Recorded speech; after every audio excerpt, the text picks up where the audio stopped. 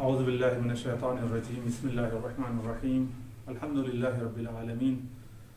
والصلاة والسلام علی محمد واہل بیتہ الطیبین الطاہرین اما بعد فقد قال الامام الحسن علیہ الصلاۃ والسلام ان احسن الحسن الخلق الحسن۔ امام حسن علیہ الصلاۃ والسلام ارشاد فرماتے ہیں کہ ان احسن الحسن، سب سے بہترین نیکی، الخلق الحسن،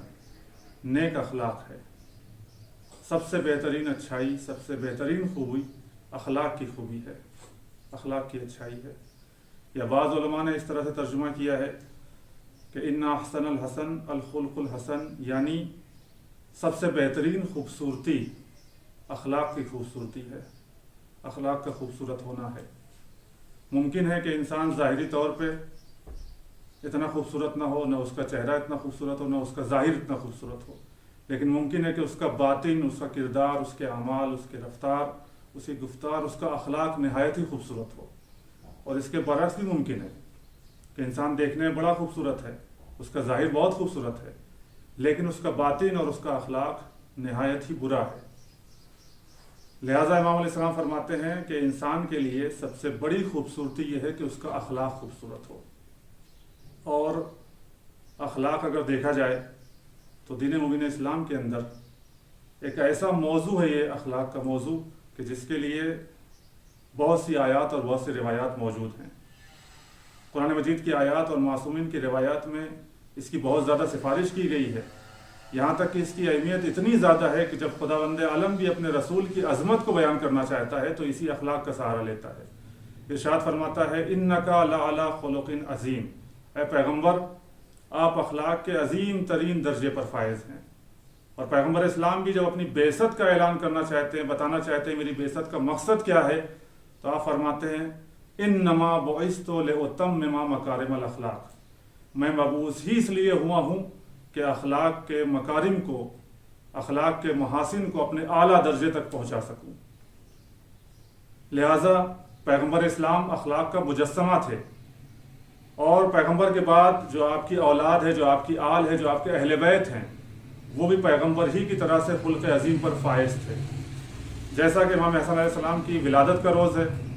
اور امام حسن علیہ السلام بھی آپ کے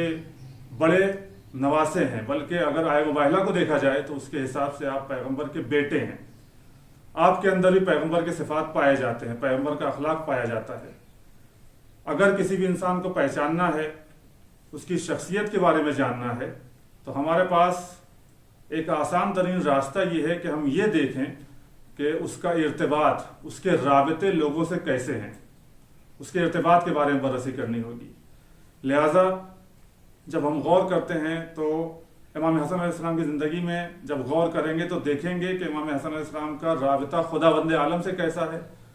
اور امام حسن کا رابطہ مخلوقات خدا سے، بندگان خدا سے کیسا ہے۔ تو جب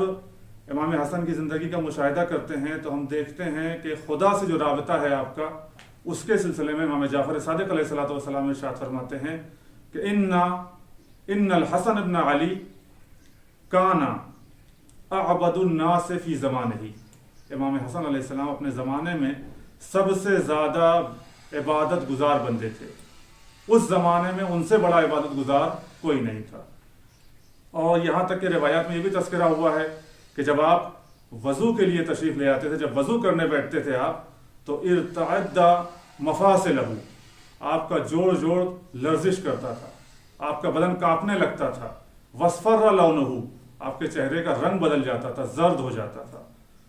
اور صرف یہی نہیں، بلکہ جب مسجد سے نزدیک ہوتے تھے، جب مسجد کے دروازے پہ پہنچتے تھے، تو آپ کا کردار یہ تھا، آپ کا شیوا یہ تھا کہ آپ اپنا سر آسمان کی طرف بلند کرتے تھے، اور آسمان کی طرف دیکھتے ہوئے یہ عرض کرتے تھے الہی ضیفک ببابک، اے میرے معبود تیرا مہمان تیرے دروازے پہ کھڑا ہوا ہے۔ قد یا محسن قد اتاک المسیء، اے محسن، اے ہمیشہ احسان کرنے والے، تیری بارگاہ میں گنہگار بندہ آیا ہے۔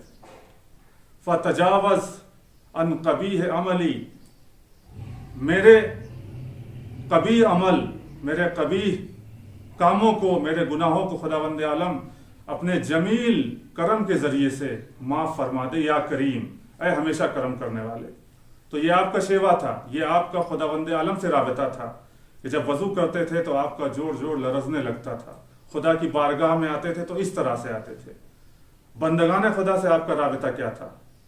اگر بندگان خدا سے آپ کا رابطہ دیکھنا ہے تو جب تاریخی کتابیں یا روایی کتابیں اٹھا کر دیکھتے ہیں تو اس میں بہت سی باتیں ملتی ہیں۔ سب میں لکھا ہوا ہے کہ آپ نہایت ہی مہربان تھے، بہت دل سوز تھے، رحم دل تھے، آپ کریم تھے، آپ سخی تھے، اتنا زیادہ آپ کرم کرتے تھے، اتنا احسان کرتے تھے کہ آپ کو کریم اہل بیت کہا جانے لگا۔ اور یہاں تک کہ تاریخ الخلفاء میں یہ بات لکھی ہوئی ہے کہ آپ نے اپنی زندگی کا سارا سرمایہ 2 مرتبہ رائے خدا میں پورا کا پورا خرچ کر دیا، اور 3 مرتبہ اپنے سارے مال کو 2 حصوں میں تقسیم کیا، آدھا رائے خدا میں دے دیا اور آدھا اپنے لیے بچایا۔ تو یہ آپ کا انفاق ہے، اور انفاق کا یہ عالم تھا کہ روایتیں بتاتی ہیں کہ کوئی بھی شخص آپ کے در سے خالی واپس نہیں لوٹتا تھا، اور صرف اس پہ کرم ہی نہیں کرتے تھے، انفاق ہی نہیں کرتے تھے، بلکہ اس کی عزت کا بھی خیال کرتے تھے۔ یہ بہت اہم درس ہے کہ اگر ہمارے در پہ کوئی آتا ہے، ہم سے کوئی سوال کرتا ہے، تو صرف اس کو جواب دینا، اس کی جھولی بھرنا ہی کافی نہیں ہے، بلکہ اس کی عزت کا خیال کرنا بھی ضروری ہے۔ چنانچہ اہل سنت کے ایک عالم دین ہیں ابراہیم بیہقی، ان کی ایک کتاب ہے المحاسن والمساوی۔ المحاسن والمساوی کے اندر وہ نقل کرتے ہیں ایک واقعے کو کہ ایک شخص امام حسن علیہ السلام کے خدمت میں تشریف لاتا ہے اور دیکھتا ہے کچھ لوگ بیٹھے ہوئے ہیں، کچھ ضرورت لے کے آتا ہے، اپنی ضرورت بیان کرنا چاہتا ہے کہ ایک مرتبہ امام حسن علیہ السلام اسے روک دیتے ہیں، کہتے ہیں کہ جو تمہاری ضرورت ہے، جو تمہاری احتیاج ہے، اس کو ایک کاغذ پہ لکھو اور میرے پاس بھیج دو، انشاءاللہ تمہاری ضرورت پوری ہو جائے گی۔ تو یہاں بھی درس ہے کہ ایک مجمع بیٹھا ہوا تھا، لوگ بیٹھے ہوئے تھے، وہ بات کرنا چاہ رہا تھا، اپنی ضرورت پیش کرنا چاہ رہا تھا، امام نے اسے روک دیا تاکہ اس کی عزت ضائع نہ ہونے پائے، اس کی عزت پہ حرف نہ آنے پائے۔ لہٰذا وہ شخص باہر جاتا ہے، ایک کاغذ تہیہ کرتا ہے، اس پہ اپنی درخواست لکھتا ہے اور وہ امام کی خدمت میں پہنچا دیتا ہے۔ جب لوگ سب باہر نکل جاتے ہیں تو اس کے بعد امام علیہ السلام اس کو اس کی ضرورت بھر عطا کرتے ہیں، اور بلکہ اس کی ضرورت سے زیادہ عطا کرتے ہیں۔ سب چلے گئے تھے مگر ایک شخص بیٹھا ہوا تھا، وہ کہتا ہے کتنا بابرکت یہ کاغذ تھا جو اس شخص نے پیش کیا، جس کے وجہ سے اس کی زندگی بدل گئی۔ امام فرماتے ہیں کہ وہ کاغذ صرف اس کے لیے بابرکت نہیں تھا، بلکہ وہ کاغذ ہمارے لیے بھی بابرکت تھا، بلکہ اس سے کہیں زیادہ ہمارے لیے بابرکت تھا، اس لیے کہ اس کاغذ نے اور اس شخص نے ہم کو اس منزل پہ لا کے کھڑا کر دیا کہ ہم اللہ کی راہ میں کچھ خرچ کر سکیں، اللہ کی راہ میں انفاق کر سکیں۔ تو عزیزان محترم، ہم کو یہ درس ملتا ہے آپ کی زندگی سے کہ صرف سائل کی جھولی بھر دینا، اس کی مانگ کو پوری کر دینا، اس کی درخواست کو انجام دے دینا، صرف یہی کافی نہیں ہے، بلکہ اس کے ساتھ ساتھ اس کی عزت کا خیال کرنا بھی ہمارے لیے ضروری ہے۔ خداوند عالم کی بارگاہ میں دعا ہے کہ خداوند عالم ہم کو امام حسن کی سیرت پہ چلنے کی توفیق مرحمت فرمائے،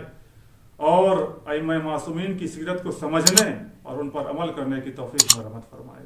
وآخر دعوانا ان الحمد للہ رب العالمین۔